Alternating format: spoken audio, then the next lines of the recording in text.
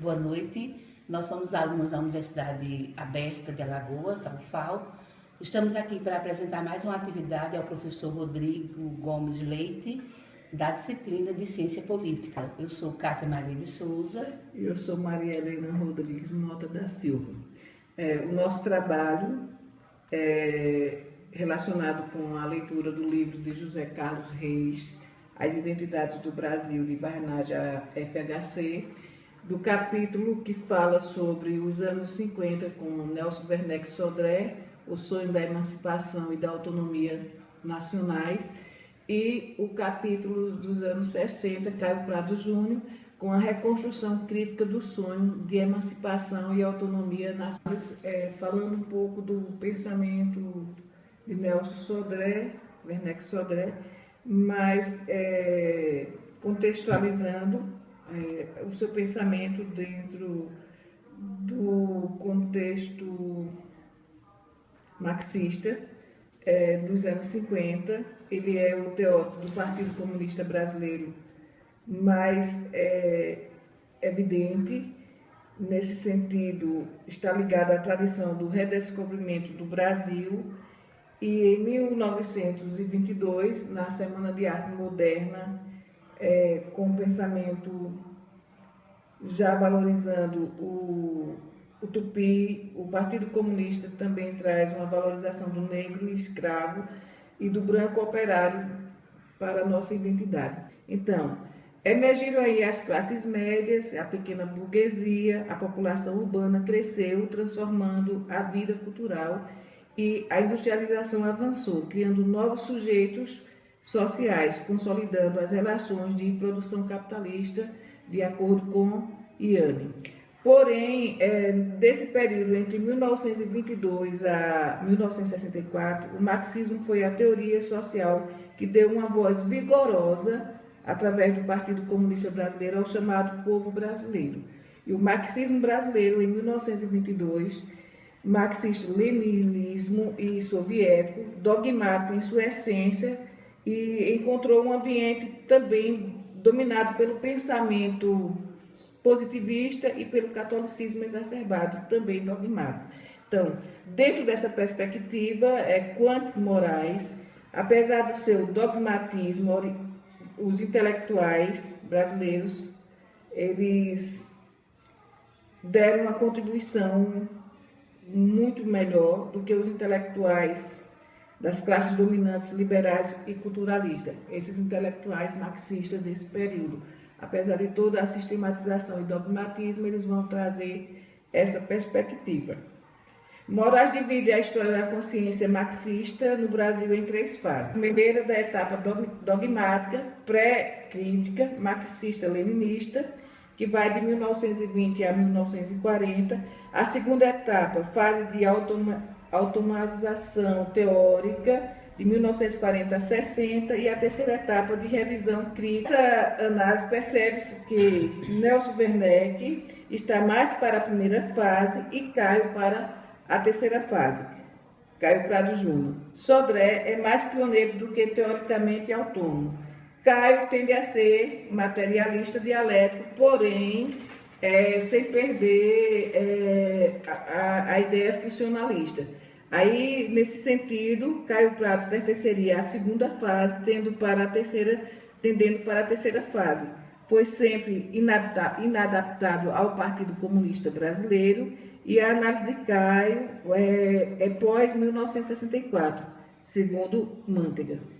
Sodré é o que há de melhor na primeira fase, mais elaborado, e argumenta com mais lucidez o contexto do marxismo desse período. Da sua história da burguesia brasileira em 1964, Sodré é um intelectual típico dos anos 20 aos anos 50, quando o Partido Comunista Brasileiro procurava aquietar as massas e agitar as massas e se articular com os seus líderes burgueses populistas. A análise do projeto Sodré corresponde aos anos de 22 a 64. Prado, ele tem uma linha de pensamento marxista-trotskista, né? Também ele é visto como economicista. ficando mais distante da posição leninista.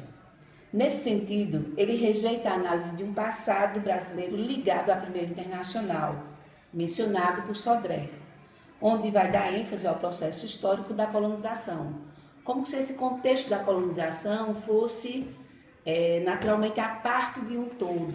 Ele diz assim que o processo de colonização é apenas uma parte a ser analisado e a ter relevância nesse contexto do Brasil. Desenvolvida era da Revolução Democrática Burguesa, pois as condições econômicas e políticas do Brasil indicavam que o socialismo só seria atingido após um período de transformações burguesas, que eliminariam os entraves feudais e quando se renovariam os obstáculos ao desenvolvimento, segundo Mantega, das forças produtivas. Já Caio, para ele isso é uma questão de um erro, né? Ele vê como um erro cometido pelos intelectuais, que buscavam explicar os momentos históricos do país, principalmente quando não se faz uma análise dos conceitos que são utilizados. Por exemplo, ele rejeitava o conceito de relações feudais, campesinato, burguesia nacional. Enfim, a análise dele, ele não vê um processo de feudalismo no Brasil. Então, as condições democráticas burguesas seriam favoráveis à luta socialista. A Terceira Internacional estava dominada pelas questões nacional e colonial. A luta era contra o imperialismo e pela integração capitalista nacional, que abriria o horizonte socialista.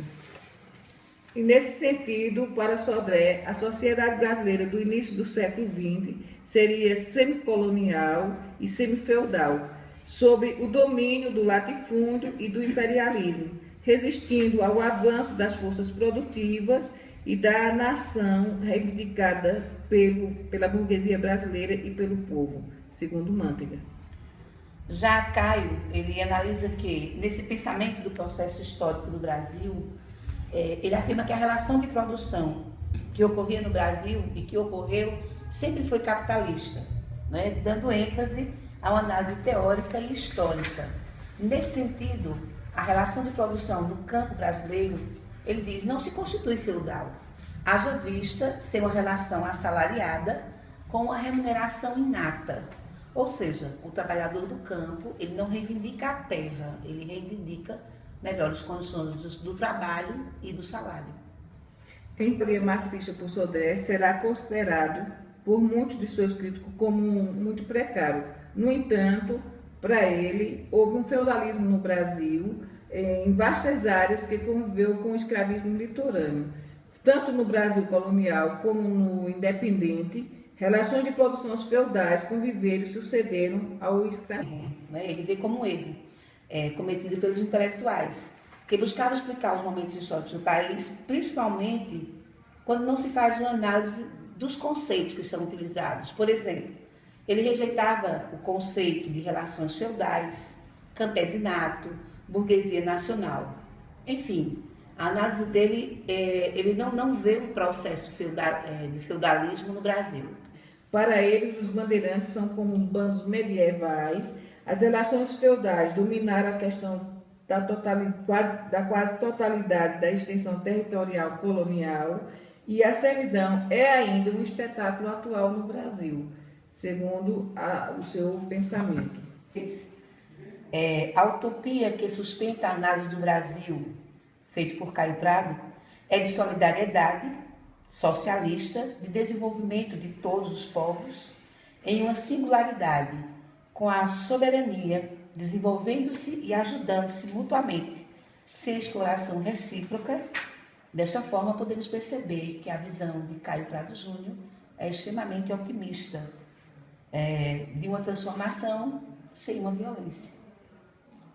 Pretendeu fazer uma análise histórica profunda do Brasil. Ele olhou do presente para o passado, discutiu o contexto europeu da descoberta do Brasil, os modos de produção que teriam predominado e convivido no Brasil colonial e independente, o surgimento e a ascensão da burguesia industrial, as relações entre esta e o latifúndio, o imperialismo e as classes que sustentaram o seu avanço. Descreveu um processo tortuoso, lento, mas sempre em mudança. Ora o escravismo declina e o feudalismo se instala, ora o feudalismo se amplia e bloqueia as relações de produção capitalista que surgem. Os três modos de produção se entrecruzaram em épocas distintas, com forças diferenciadas, dependendo do local e da época, sob o domínio do escravismo e do feudalismo. Durante quase toda a sua existência, o Brasil viveu em um tempo imóvel, apesar de ser complexo e mutante. Imóvel porque o tempo do escravismo e do feudalismo foi indiferente à novidade e à aceleração. Sodré olhou do presente para o futuro e, com raro optimismo, viu a burguesia brasileira como sujeito histórico, que lideraria o proletariado, o campesinato e a pequena burguesia na implantação de um tempo mais ágil, mais aberto ao novo, mais insatisfeito e intransigente, o tempo capitalista. Sodré ofereceu à burguesia brasileira, a partir do Partido Comunista Brasileiro, um programa de ação. Ele via a burguesia nacional presa em uma necessidade armadilha histórica. E se as condições que a sua análise revela são as de seu confronto com o imperialismo latifúndio, ela teria necessariamente de procurar o apoio do proletariado e do campesinato. Só agindo assim, ela desempenharia o seu papel histórico. Do contrário, ela fracassaria em sua revolução. A burguesia nacional deveria assumir necessariamente uma posição antifeudal e antiimperialista, segundo José Carlos Reis. Ao falar de burguesia nacional, Caio diz que a burguesia industrial, a burguesia mercantil, os senhores de engenho, ele é praticamente uma unidade existente numa diversidade. A burguesia brasileira não considera o imperialismo